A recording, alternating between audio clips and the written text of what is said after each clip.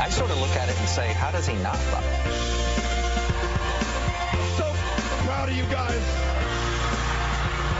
We will see you out there down the road. All right, is he running or not? Many in the political arena are looking at Texas's Beto O'Rourke.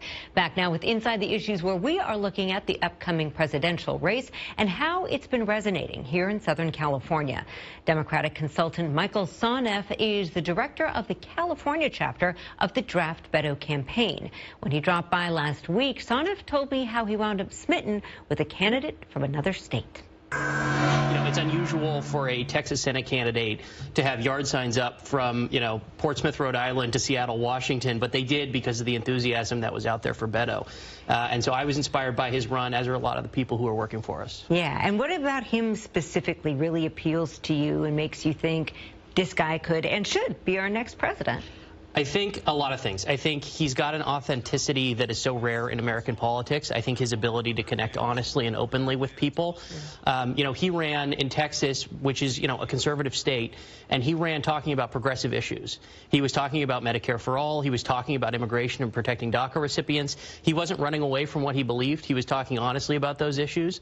And he was getting people who are independents or Republicans or hadn't voted for a Democrat in a generation to vote for him. And he came closer in Texas than people have come in a long time.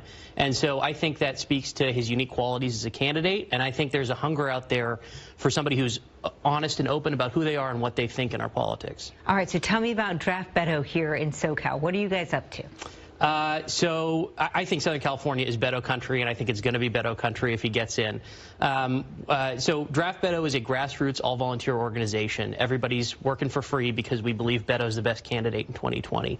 And so we're trying to give people a place to go. There are a lot of people who are really enthusiastic about Beto across the country.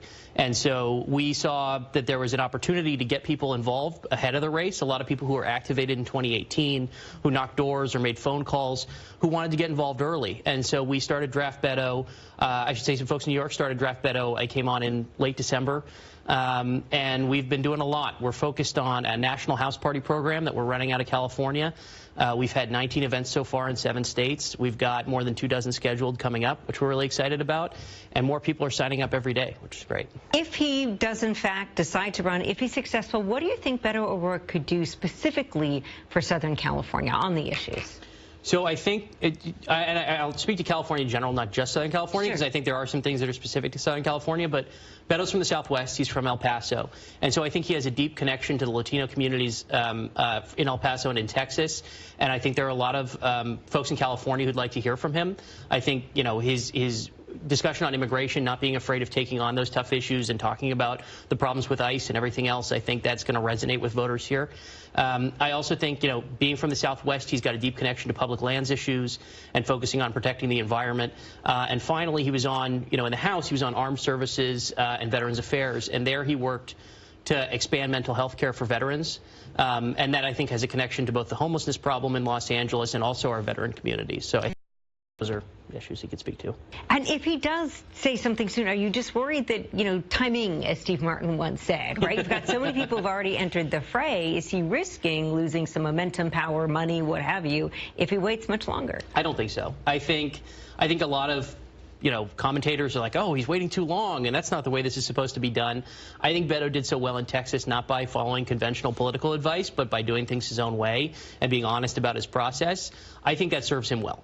And I think whenever he gets in, he's going to get in big. I think there will be a lot of people who rally to the cause. I think he's going to excite the American public in a way some of the other Democratic candidates might not. And so it's not a big concern to me. And in terms of the fundraising, he set records in Texas. He raised $80 million, and he did it without accepting corporate PAC contributions, which is huge. And he has more than double the number of individual donors that any candidate currently in the race has. So I'm not too worried about the fundraising. I think that'll be there, and I think he's going to excite the Democratic Party. Michael Soneff, thank you so much for dropping by. Thank you so much, Alex. Don't go away. When we return, some final thoughts on a president not born here but considered by many to be a true Californian. Stay with us for that.